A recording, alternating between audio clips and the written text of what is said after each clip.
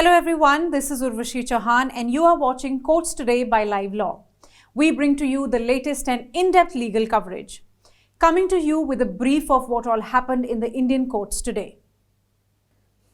Let me begin with the happy news for aspiring lawyers. The Supreme Court today issued notice on a writ petition which challenges the different enrollment fees being charged by different state bar councils as exorbitant.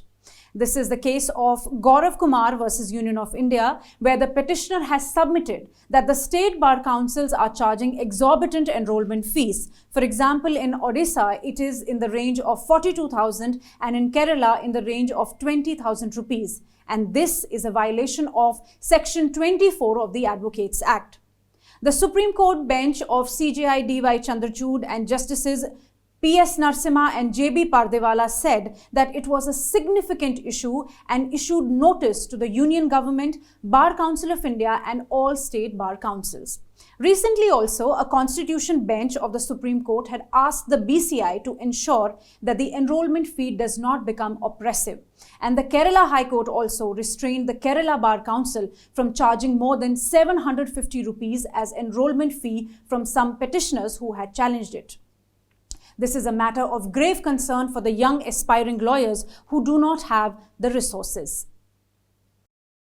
In a relief to the filmmaker Vivek Agnihotri, a Delhi High Court bench of Justice Siddharth Mridul and Justice Vikas Mahajan today discharged him in the 2018 contempt case relating to remarks made against Justice S. Muralidhar on Twitter.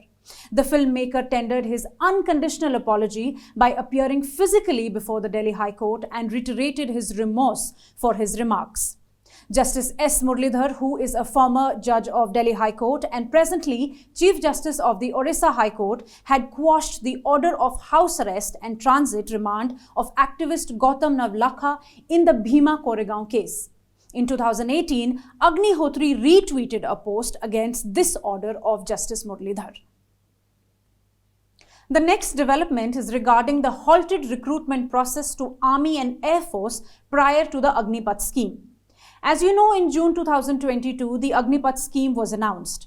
As per the scheme, those between 17.5 and 23 years of age were made eligible to apply for armed forces to be inducted for a 4-year tenure. This scheme also was upheld by Delhi High Court recently.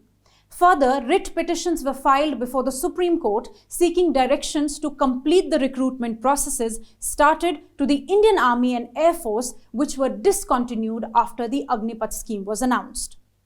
The Supreme Court today dismissed these petitions.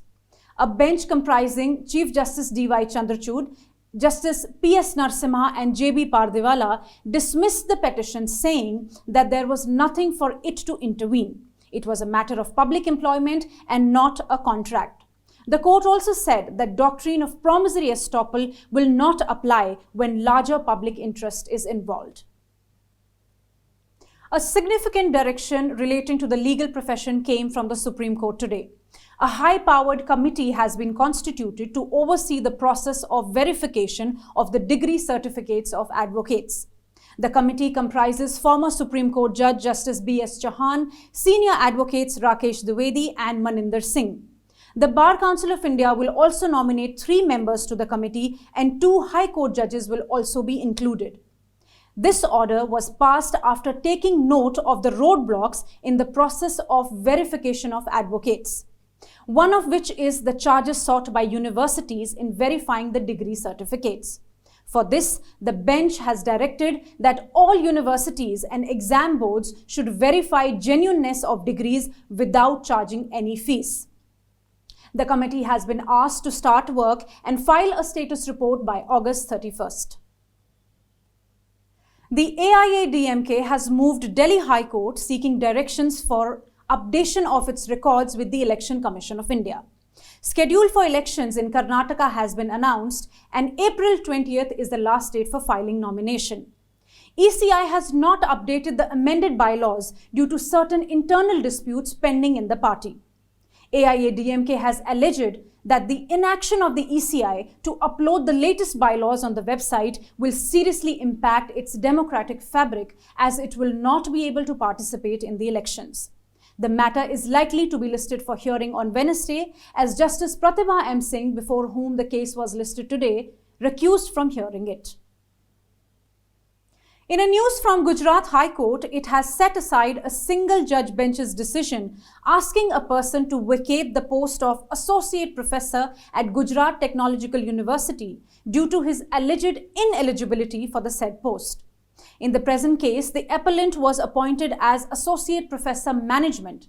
His appointment was challenged on the ground that because he did his PhD in commerce but was appointed as Associate Professor for Management, this allegedly was against the AICTE regulation, which requires the candidate to have PhD degree in relevant field. The petition had prayed before the single bench to issue the writ of quo warranto and set aside the appointment.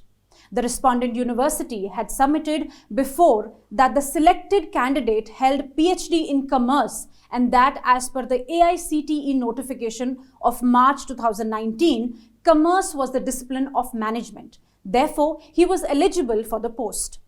But the single judge bench had set aside his appointment and hence the present appeal.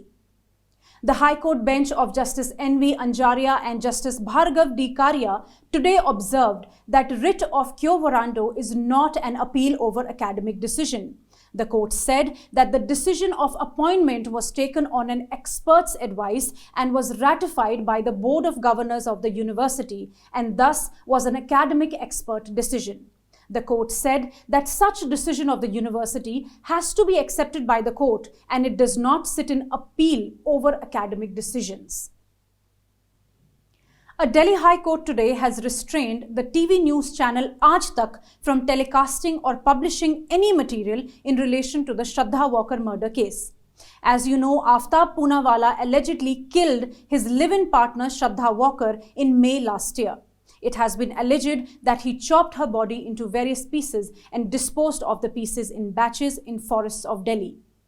The additional Sessions Judge Rakesh Kumar Singh of Saket Court has observed that any spreading of sensitive information relating to a murder case will definitely result in psychological repercussions on the accused and also on the victim's family.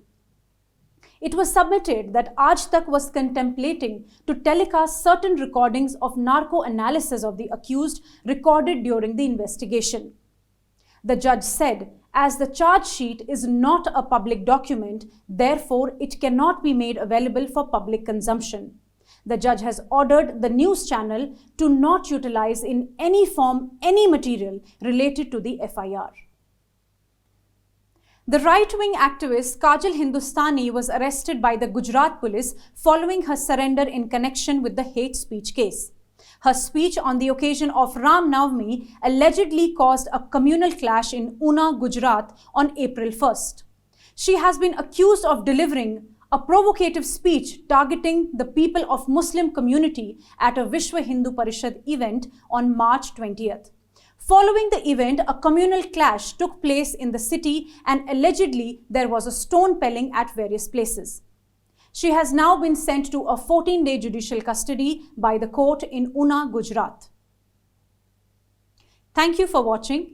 If you wish to know more details about the cases I mentioned here, please visit our website at www.livelaw.in. We have also compiled digests of all important judgments of High Courts and Supreme Court of the past week. You can find them on our website at livelaw.in. Do not forget to like, share and subscribe and support us.